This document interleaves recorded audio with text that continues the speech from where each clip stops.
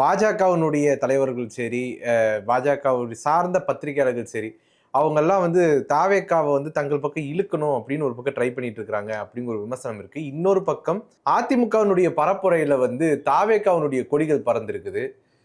ஒரு தமிழக வெற்றி கழகத்தினுடைய பொறுப்பாளரே என்ன பண்ணியிருக்கிறாரு அப்படின்னா, எடப்பாடி பழனிசாமி அவர்களே வருக வருக அப்படின்னு சொல்லி ஒரு பேனர்லாம் போடுறாரு. யார் போட்டாரு? தமிழக வெற்றி கழகத்தை சேர்ந்த ஒருத்தர் தான் பேர் சொல்லுங்க. எந்த மாவட்டம், என்ன போஸ்டிங்கில் இருக்காரு, என்னவா இருக்காரு சொல்லுங்க. இதெல்லாம் டீட்டெயில் கொடுத்தீங்கன்னா நான் பேசுவேன். ஏன்னா டீட்டெயில் கேட்காம யாரோ ஒரு பொறுப்பாளர், யாரோ ஒருத்தர் அப்படின்னு போட்டிங்கன்னா அதை நம்ம பேச முடியாது. First point. என்னோட 2வது பாயிண்ட்டு, எல்லாருமே விஜய் நான் கேட்க தான் செய்வாங்க. எதிர்த்து கொண்டு இருக்கிற திமுக முதற்கொண்டும் ஒரு உதாரணத்துக்கு நான் சொல்கிறேன், நடக்க வாய்ப்பே கிடையாது, ஒரு பேச்சுக்காக சொல்கிறேன். நாளைக்கு விஜய் நான் ஒரு கூட்டணி வைக்கலாம் திமுக கேட்டால் திமுக வேணாம் சொல்லுமா? Is a king maker. இன்னைக்கு இருக்கிற சூழ்நிலைக்கு அவர் யாரை கை காட்டுறாரோ அவங்க தான் ஆட்சியில் உட்காருவாங்க, உட்கார முடியும். இன்னைக்கு இருக்கிற நிலைமை தான். இதை ஏற்றுட்டு தான் ஆகணும்.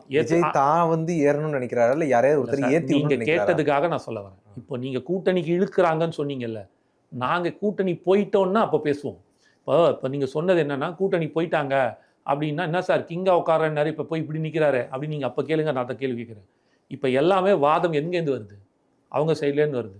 தாவேகா சைட்லேருந்து அதிகாரப்பூர்வ அறிவிப்பு வந்துச்சா? நீங்கள் போயிட்டு கலந்து கொள்ளுங்கள் அவங்களோட இதில் ஏதாவது வந்துச்சா?